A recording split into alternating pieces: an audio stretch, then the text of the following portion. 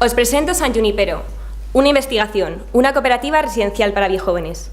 Estos son los biojóvenes, o Young Gold, como los denominó ya hace 40 años Bernice Neugarten, una psicóloga estadounidense. Como veis, estas personas están en perfecta forma física y mental y surgen como grupo social asociado a un momento histórico, la sociedad del bienestar. Por tener algunos datos, en el 2064 el 40% de la población española va a tener más de 65 años. Esta tendencia se repite en la mayoría de los países desarrollados y las iniciativas dirigidas a este usuario se inscriben principalmente en la geometría del paraíso, donde hace calor. Aprendemos de The Villagers, en Estados Unidos, donde los residentes, más que comprar una casa, lo que adquieren es un estilo de vida. Por contra, huimos del modelo más extendido en España, las residencias de ancianos, que trabajan por norma general con mínimos de habitabilidad. Y nos preguntamos cómo podemos reinventar una nueva tipología para biojóvenes en el Mediterráneo. Por un lado, tenemos el archivo de la arquitectura, grandes ejemplos de vivienda del siglo XX y XXI de grandes maestros. Y en el extremo opuesto tenemos un territorio plagado de cadáveres inmobiliarios de la crisis, una producción especulativa e irreflexiva. Propongo superponer ambas realidades, en lo que he denominado la estrategia del pastiche fetiche, superponer fragmentos de la historia sobre las ruinas del presente. Realizamos un acercamiento al territorio e identificamos aquellos cadáveres inmobiliarios que nos interesan por sus dimensiones, su situación y su legalidad. El sistema se podría aplicar sobre cualquiera de ellos, pero elegimos uno para profundizar en él. Este solar se encuentra en el Perellonet, un fragmento de ciudad lineal. Este solar nos interesa por tener 20 chalés en distinto estado de abandono. A la hora de enfrentarnos al proceso de formalización, primero dibujamos, memorizamos y aprendemos de esas grandes viviendas que contienen en su interior la sabiduría sobre el habitar de sus creadores. Posteriormente apilamos esas arquitecturas, primero de manera caricaturesca y posteriormente, a medida que profundizamos en ellas, se van acercando y en el encuentro surgen oportunidades de proyecto. Cada vivienda encuentra su lugar en el proyecto, anclándose a uno u otro espacio colectivo. El resultado es un proyecto de vivienda colectiva heterogéneo, pero que contiene en su interior toda la sabiduría sobre el habitar de la vivienda privada, cuyo objetivo es generar el máximo deseo de habitar posible. Además, este sistema de proyecto tiene sentido aquí, en el Perellonet, porque es el propio del lugar. Realizamos un análisis de tipologías como alusión a formas históricas conocidas y descubrimos una arquitectura genérica que crece por adhesión de elementos heterogéneos, que son, a su vez, copia de modelos históricos, una banalización de la alta cultura que genera la identidad del lugar. El resultado es un edificio de densidad media entre la ciudad lineal dispersa colindante al solar y las torres de viviendas de mayor densidad. Si realizamos un recorrido por el edificio, vemos cómo este se densifica en las proximidades a la carretera y se va disolviendo con un programa de ocio y culto al cuerpo a medida que se acerca a la playa. La rampa es el elemento que ata todo el conjunto, conectando las distintas zonas de ocio y de interacción social e incitando a los usuarios a mantenerse en constante movimiento. Es decir, es un edificio muy respetuoso con la individualidad de cada cual y a la vez muy colectivo y muy Estudiamos el trazado de esa rampa para que en ningún momento supere el 4% de pendiente. Es decir, según el código técnico, no estamos haciendo una rampa. Y da acceso a todas las viviendas, que ocupan una superficie de 4.000 metros cuadrados frente a los 2.500 de espacio interior común, y se dividen en 5 grupos en función de la duplicidad de los servicios.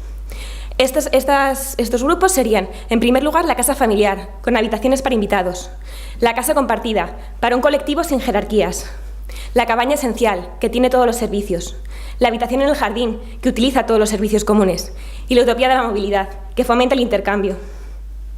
El alzado oeste se cubre con terrazas que miran al mar. El alzado oeste se convierte en un escaparate a la CV500, que alberga en franjas las zonas comunes. Y el alzado sur se cubre con cultivos hidropónicos. A la hora de materializar el proyecto, volvemos a utilizar la transmutación de los valores como innovación. Igual que Robrecht en Time reconstruye en Madrid Textil el club de golf de Mies van der Rohe en Alemania, en el proyecto se materializan los paradigmas del habitar que se han coleccionado aprendiendo del lugar.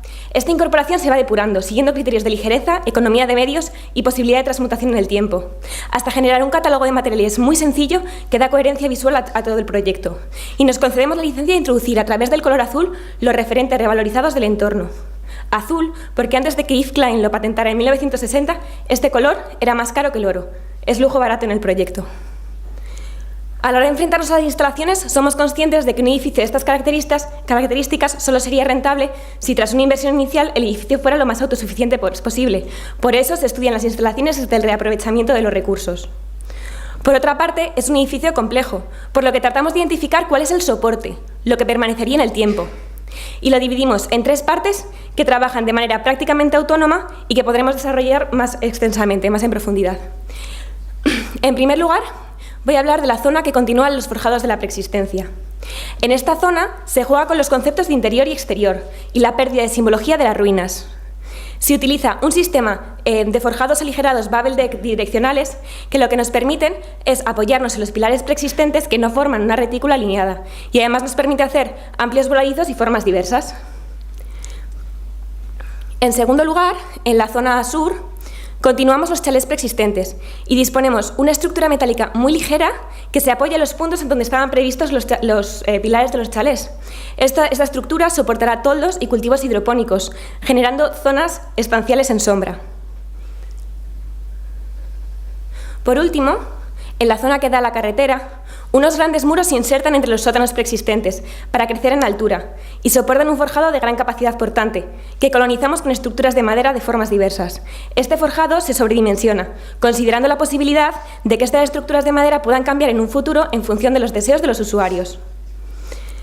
A la hora de enfrentarnos a la construcción, el proyecto propuesto adquiere una doble vertiente. Por un lado, la habitación exterior está hiperdiseñada. Es un espacio deudor de las comunidades tematizadas de hiperactividad continuada. Sin embargo, las viviendas privadas, las habitaciones interiores, proclaman la individualidad, el tiempo pausado y la contemplación.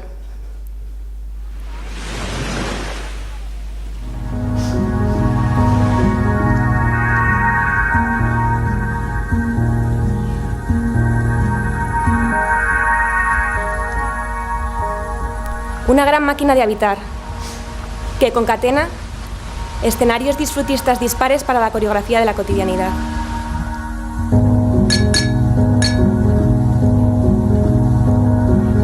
El sistema de proyecto basado en el patchwork y ampliación de fetiches culturales no pretende sumir a los residentes en un estado de atemporalidad nostálgica, sino que más bien celebra el paso del tiempo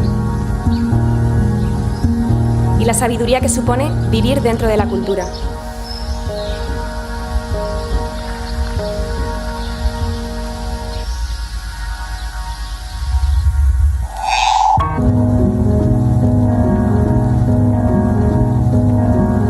El pseudoparque temático, que incorpora referencias de distintos momentos de la historia,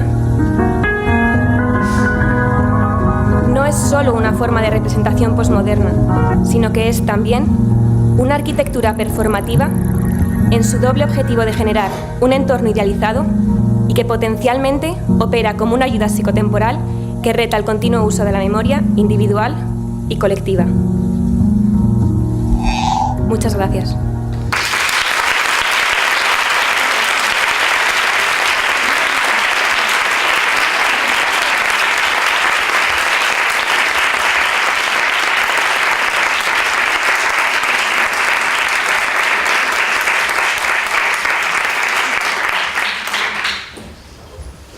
Muchas gracias y enhorabuena por tu proyecto.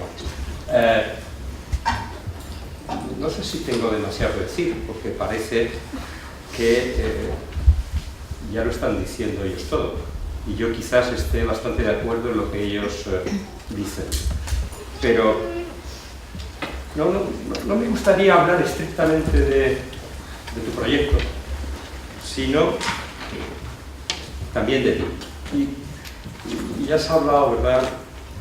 Hablas de la memoria y hablas de un cierto envejecimiento cultural. Mira, el azar es algo en lo que yo creo absolutamente, y es algo, creo, maravilloso, y es algo que nos conviene, pudiendo también controlarlo, ¿no? Y el azar me ha hecho que hoy yo tenga que comentar en primer lugar tu proyecto. Y creo que el azar ha sido un regalo hoy para nosotros.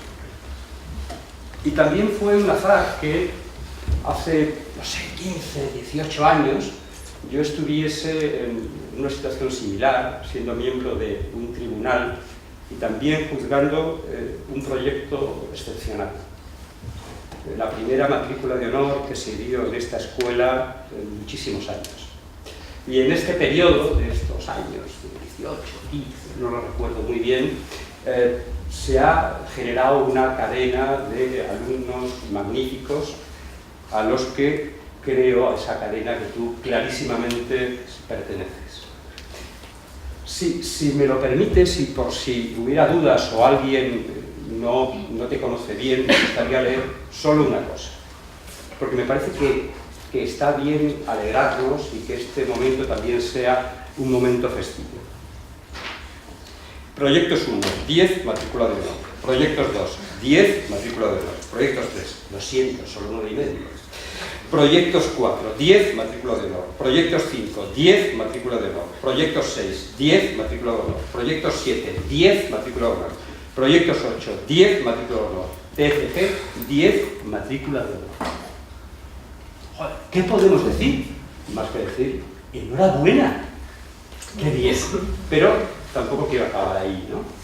Claro, posiblemente no tenga ningún sentido empezar a analizar el proyecto desde en términos de complejidad. A mí quizás me parece excesivamente complejo, en absoluto complicado, complejo. Pero es que parte de tu proyecto y parte de tu premisa es precisamente trabajar con la complejidad. Quizás me pueda parecer demasiado diverso, pero es que parte de tu compromiso y parte de tu proyecto y tu premisa es trabajar desde esa diversidad. Y podríamos seguir analizando un proyecto que tiene sensibilidad, que conoce la historia de la arquitectura, que sabe muy bien qué piezas coger y qué piezas no coger, que construye relatos, que construye imágenes. A mí me interesan mucho esas condiciones de proceso que obviamente tenemos que propiciar en una escuela como esta y que pueden dar proyectos de escuela como este. Por último, quizás a todos, pero también mirándote a ti con ese azul casi que llevas, ¿no?